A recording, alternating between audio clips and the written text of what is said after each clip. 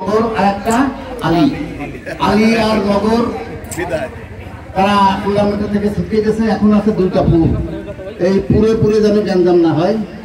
যেই জিতুক না কেন, রঘুনাথপুর শ্রীরামপুর, এটা কিন্তু আমরা এক এক এবং অভিন্ন মন মানসিকতা নিয়ে যেন খেলাধুলা করি। আর বিশেষ করে আমি শ্রীরামপুরের টিমের যে প্লেয়াররা আছে আমি তাদেরকে অনুরোধ জানাবো, আমরা যেন শ্রীরামপুরের ছেলে এই মন মানসিকতা। হাফিজুর অনেক লপিং করে বলেছে, আমি ওই কথা সূত্র ধরে বলি, আমাদের মাঝে যেন বন্ধুত্ব বহাল থাকে, বন্ধুত্ব যেন তিক্ততা তৈরি না হয়, সেই দিকে সবাই খেয়াল রাখবা।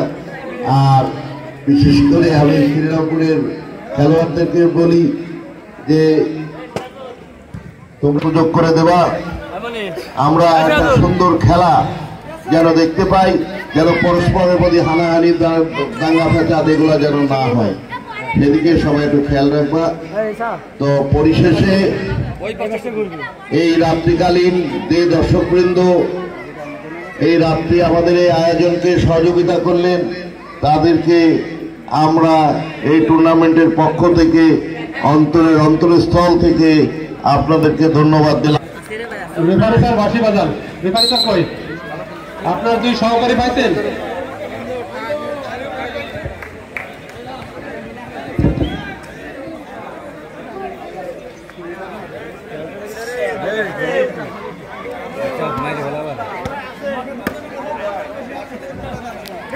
আমার ভাই আমাদের রেফারি ভাই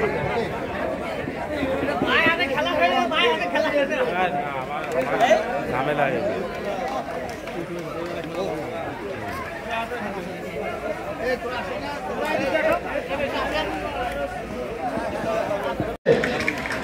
পশ্চিম পাশে মাত্র 5 মিনিট রেফারিটা জলদি পাবেন।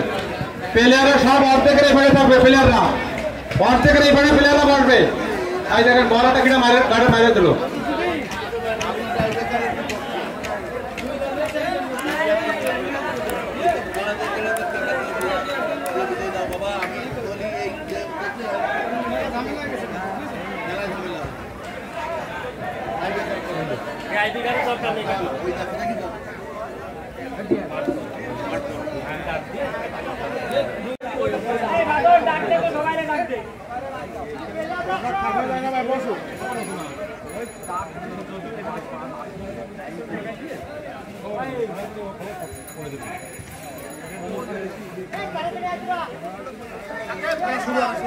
দুই টিমকে আমরা সমাহারে দিব, সেটা দিয়ে তোমরা হয়তো আরো কিছু গাড়িতে দিলে বা না দিলে ফুটবল কিংবা বাচ্চা বা এটা তোমাদের সামান্য কিছু আমরা হয়তো 1,500-2,000 টাকা আমরা প্রাইজ মানি দিব।